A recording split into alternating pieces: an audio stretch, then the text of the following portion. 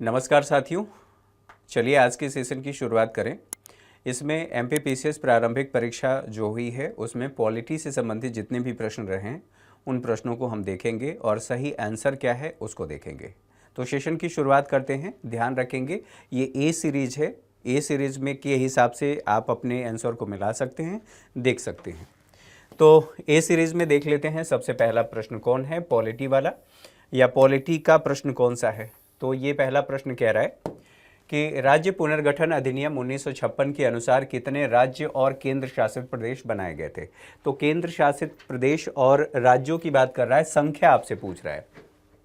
ध्यान रखेंगे कि 1956 का जो अधिनियम था, राज्य पुनर्गठन अधिनियम, इसके माध्यम से भाषाई आधार पर राज्यों का पुनर्गठन किया गया था। तो जो तीसरा प्रश्न है, तीसरे प्रश्न में जो सही आंसर है वो है आपका डी, यानी कि 14 राज्य और 6 केंद्र शासित प्रदेश उस समय बनाए गए थे। चलिए आगे बढ़ें। इसके अलावा जो अगला प्रश्न है, छठा प्रश्न देख लेते हैं।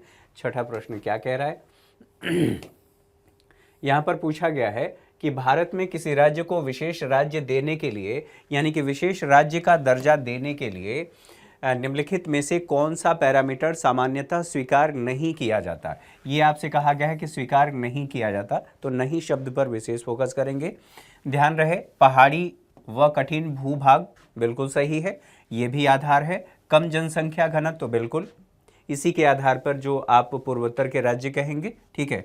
अनुसूचित जाति व अनुसूचित जनजाति की आबादी, बड़ी आबादी, ये बिल्कुल नहीं है। अंतर्राष्ट्रीय सीमाओं के साथ रणनीतिक स्थान, यानी कि जो अंतर्राष्ट्रीय सीमा राज्य साझा करता है उन राज्यों की बात की जा रही है। तो अंतर्राष्ट्रीय सीमाओं के साथ साथ उनकी रणनीतिक उपस्थिति को ध्यान में रख करके विशेष राज्य का दर्जा दिया जाता है। तो ये मानदंड है, ये अनुसूचित जाति व अनुसूचित जनजाति को इसमें शामिल नहीं किया जाता, ठीक है। आगे बढ़ते हैं, अगला प्रश्न देख लेते हैं कि इससे संबंधित कौन सा प्रश्न है। तो फिर अगला जो प्रश्न है पॉलिटी का, वह 12 नंबर का प्रश्न है। 12 नंबर देखें, ये क्या कह रहा है कि भारतीय संविधान के अनुच्छेद 338 के अंतर्गत निम्नलिखित में से किस आयोग के गठन की बात कही गई है। तो यहाँ पर ध्यान रहे कि किस आयोग की बात कही गई है, आर्टिकल भी दे दिया गया है।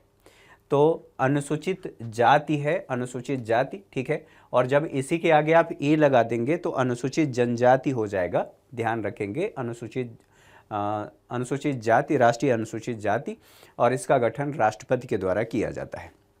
अगले प्रश्न को देख लें। अगला प्रश्न कौन सा है, तो 14 नंबर का प्रश्न है। 14 नंबर का देख लेते हैं। ये कह रहा है कि 14 नंबर का प्रश्न, ये डेट दिया गया है 30/4/1977 से लेकर के 23/6/1977 के दौरान, जब मध्य प्रदेश में राष्ट्रपति शासन लागू किया गया था, तब मध्य प्रदेश के राज्यपाल कौन थे। तो ये उस समय के बारे में पूछ रहा है, ये अवधि भी दे दिया है। हालांकि आप सोच सकते हैं कि कितना ज़्यादा जाकर के टिपिकल क्वेश्चन पूछा है, आपसे बिल्कुल अवधि दे दिया है। हालांकि आप लोगों ने यदि एप्लीकेशन पर क्लास किया होगा तो ये बिल्कुल डेट वाइज और कब कितने समय तक कौन राज्यपाल रहा था, मुख्यमंत्री रहा था, प्रथम व्यक्ति कौन था, प्रथम महिला कौन थी, ये सब कुछ हमारे एप्लीकेशन पर जो एमपीपीसीएस की क्लास हुई थी उस क्लास में करवाया गया था। तो ये भी आप लोग ध्यान रखेंगे। तो इसमें देखिए सही आंसर है सत्यनारायण सिन्हा, ठीक है। इस अवधि के लिए सत्यनारायण सिन्हा, ठीक है। आगे बढ़ते हैं, अगले प्रश्न को देख लेते हैं। अगला प्रश्न कौन सा है, तो अगला प्रश्न 15 ही है, और 15 नंबर का प्रश्न ये कह रहा है कि मध्य प्रदेश के निम्नलिखित राज्यपालों में से किसका कार्यकाल सबसे छोटा था, ठीक है। तो सबसे छोटा कार्यकाल आपसे पूछा गया है। ये देखिए, इसमें ऑप्शन भी सेम है।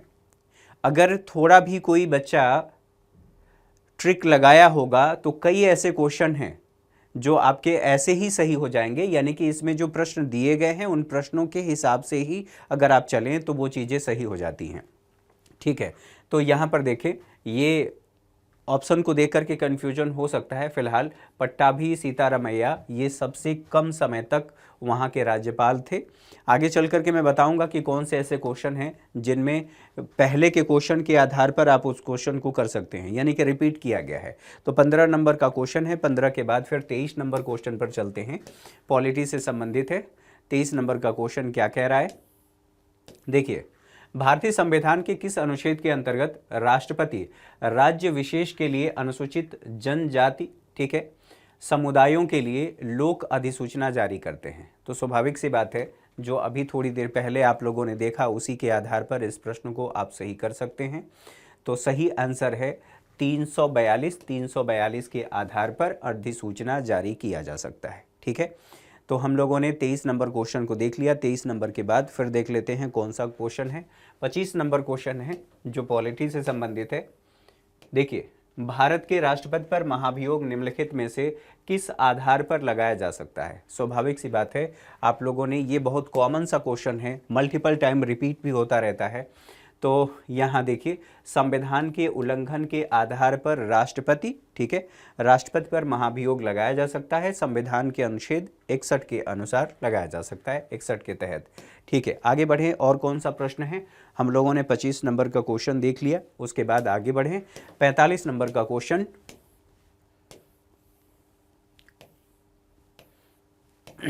चलिए, हाँ, भारतीय संविधान के किस अनुच्छेद में अनुसूचित जातियों के लिए राज्य की विधानसभा में सीटों के आरक्षण का प्रावधान किया गया है? तो ये सब कुछ हमारे एप्लीकेशन की क्लास पर कराया गया है। अगर आप लोगों ने सीरियसली तैयारी किया है, उसे पढ़ा होगा, तो बहुत आसानी से आप लोग कर पाए होंगे। ठीक है, ये सही आर्टिकल है, सही आंसर है 332 और 332 के तहत यह प्रावधान किया गया है। भारतीय संविधान के जो पूछा गया अनुसूचित जातियों के लिए विधानसभा में सीटों का आरक्षण, सीटों के आरक्षण का प्रावधान। ठीक है, 45 नंबर के बाद देख लेते हैं। फिर 56 नंबर प्रश्न पूछा गया है पॉलिटी से संबंधित। तो ये 56 नंबर क्वेश्चन क्या कहता है, इसको देख लें। ध्यान रहे, ए सीरीज के हिसाब से हम लेकर के चल रहे हैं। जिस बच्चे का ए सीरीज हो वो ऐसे मिला सकता है। बाकी क्वेश्चन के हिसाब से आप लोग भी मिला सकते हैं कि क्वेश्चन कौन सा है, और उसके हिसाब से आप, अगर चेंज ना हो, ऑप्शन चेंज ना हो, तो किस संविधान संशोधन के द्वारा 6 से 14 वर्ष तक के बच्चों के लिए निःशुल्क एवं अनिवार्य शिक्षा के अधिकार को मौलिक अधिकार बनाया गया था? तो देखिए, 86वां संविधान संशोधन था और इसके माध्यम से ऐसा किया गया था। 6 से 14 वर्ष तक के बच्चों के लिए निःशुल्क और अनिवार्य शिक्षा का प्रावधान किया गया था, और आर्टिकल 21A के तहत ये प्रावधान किया गया था। ठीक है, चलिए, 56 नंबर के बाद सीधे चलते हैं हम 71 नंबर क्वेश्चन पर। 71 नंबर क्वेश्चन जो पॉलिटी से संबंधित है। देखिए, संविधान सभा की पहली बैठक 9 दिसंबर 1946 को दिल्ली में हुई थी। दूसरा कथन कह रहा है, जवाहरलाल नेहरू को संविधान सभा में आमंत्रित नहीं किया गया था। ठीक है, तो ये पूछा गया है कथन। अच्छा, इस तरह का क्वेश्चन ये पहला है। हालांकि थोड़ा सा परिवर्तन आपको दिखाई दे रहा है, और ये दिखाई दे रहा है कि एमपीपीसीएस ने भी टफ क्वेश्चन बनाने शुरू कर दिए हैं। तो आपका सही आंसर है सी। सही आंसर सी क्यों है? ए भी सही है, लेकिन कथन जो 2 है वो गलत है कि जवाहरलाल नेहरू को संविधान सभा में आमंत्रित नहीं किया गया था। ठीक है, चलिए आगे बढ़ें। और कौन सा क्वेश्चन है? तो 73 नंबर का क्वेश्चन है। 73 नंबर क्वेश्चन ये क्या कह रहा है? भारतीय संविधान के संदर्भ में आधारभूत ढांचा सिद्धांत प्रतिपादित सर्वप्रथम निम्नलिखित में से किस मामले में किया गया था? तो बहुचर्चित मामला है जिसे केशवानंद भारती वाद कहते हैं। 1973 का वाद है। ठीक है, तो ये केशवानंद भारती, और इसी में कहा गया था, सुप्रीम कोर्ट ने ये कह दिया था कि संसद को अधिकार है संशोधन करने का, संविधान संशोधन करने का अधिकार है। वह मौलिक अधिकार सहित सभी भागों में संशोधन कर सकती है, मतलब संसद संशोधन कर सकती है, लेकिन अगर कहीं पर भी मूल ढांचे का सिद्धांत पाया जाता है तो उसमें संशोधन नहीं किया जा सकता, मूल ढांचे से छेड़छाड़ नहीं किया जा सकता। ठीक है, 73 नंबर क्वेश्चन हम लोगों ने देख लिया। इसके बाद बात कर लेते हैं 74 क्वेश्चन की।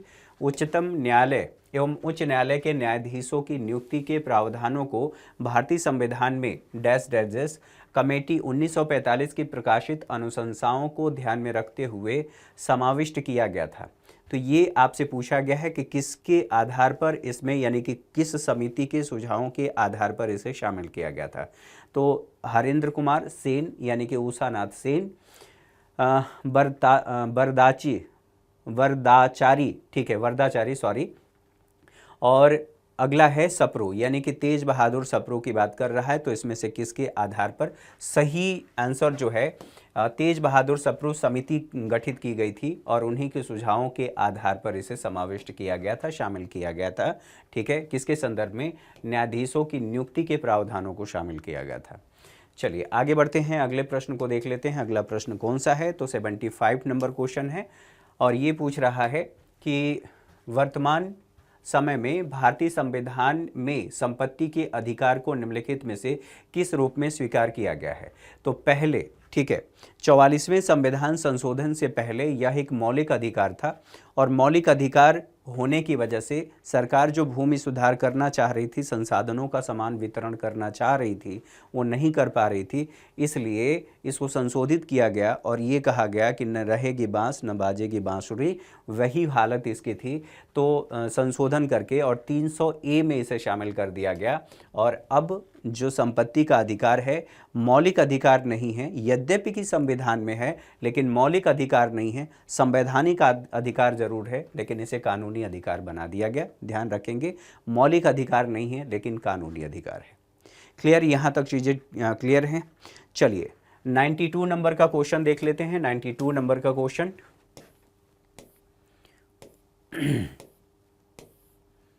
देखिए, विधि एवं न्याय मंत्रालय भारत सरकार द्वारा भारत के राजपत्र में प्रकाशित the biological diversity amendment act जैव विविधता संशोधन अधिनियम 2023 किस दिनांक को प्रकाशित किया गया? अब ये दिनांक पूछ लिया गया है कि किस दिनांक को प्रकाशित किया गया है।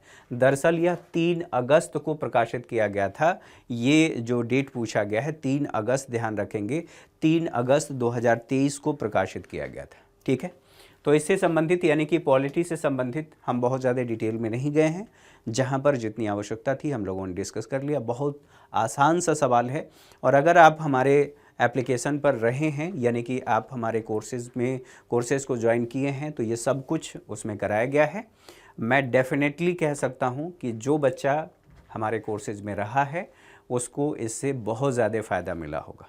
ठीक है, आज के सेशन में इतना ही, अगली क्लास में मुलाकात होगी, तब तक के लिए नमस्कार।